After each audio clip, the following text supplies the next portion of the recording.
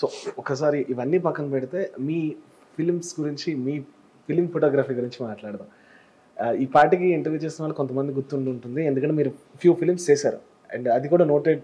సత్యం కానీ, మీరు యాక్టింగ్ గురించి యాక్టింగ్ గురించి సత్యం కానీ, జల్సా కానీ, అండ్ అలానే నమో వెంకటేష, ఈ films Shankar Dada MBBS. So ఆ జర్నీ గురించి చెప్తాం. అసలు ఎవరు సెలెక్ట్ చేశారు, ఎలా? నేను చెప్పాను కదా, కృష్ణ అండ్ నేను కలిసి ఇద్దరం వి స్టూడియోస్ అని పెట్టామని చెప్పేసి. సో ఆ స్టూడియో పెట్టినప్పుడు మేము చాలామంది డైరెక్టర్స్కి వాళ్ళకి మేము చాలామంది డైరెక్టర్స్ మా దగ్గరకు వచ్చి, మేము ఎక్కువ పోర్ట్ఫోలియోస్ తీసేవాళ్ళం. డైరెక్టర్స్ మా దగ్గరకు వచ్చి ఆ ఫొటోస్ తీసుకొని వాళ్ళ దానికి వెళ్ళేవాళ్ళు, అంటే వాళ్ళ క్యారెక్టర్స్కి సూట్ అవుతారా అని. ఐ మీన్ డైరెక్టర్స్ మా స్టూడియోకి వచ్చి ఫొటోస్ కోసం అడిగేవాళ్ళు. మాకు 18 years బాయ్ ఒకళ్ళు కావాలి, మీ దగ్గర ఉన్నారా చూపి అంటే, మాకు 18 years వాళ్ళు ఎంతమంది దిగారో అవి చూపించేవాళ్ళు. ఆ ఫోటో వెనకాల వాళ్ళ ఫోన్ నెంబర్స్ రాసేవాళ్ళు. ప్రతి పోర్ట్ఫోలియో నుంచి ఒక ఫోటో మా దగ్గర పెట్టుకునే వాళ్ళం మేము. ఎందుకు? వాళ్ళకి హెల్ప్ చేయడానికి, దట్స్ ఇట్, అంతే. దాని నుంచి మాకేం ఉండదు, అంటే వాళ్ళకి హెల్ప్ అవుతుంది పాపం.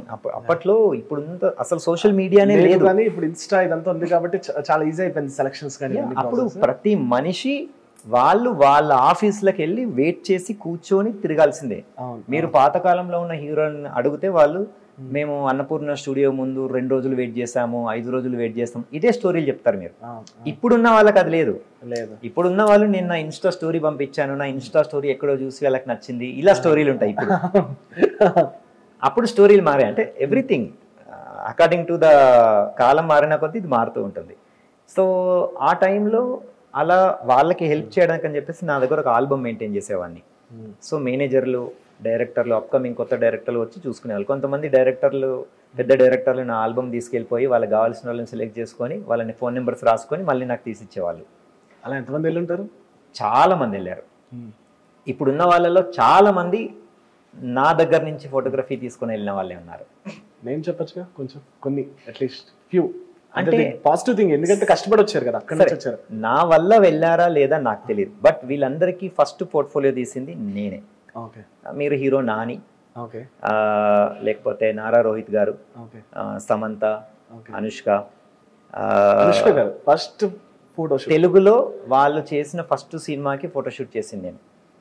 సమంత గారు ఫస్ట్ బృందావనం అనుకుంటాను కదా, సో ఆ మూవీకి ఫస్ట్ ఫోటోషూట్ చేసింది నేను. సో నాని సినిమాలకి రావడానికంటే ముందు ఫస్ట్ ఫోటోషూట్ చేసింది నేను.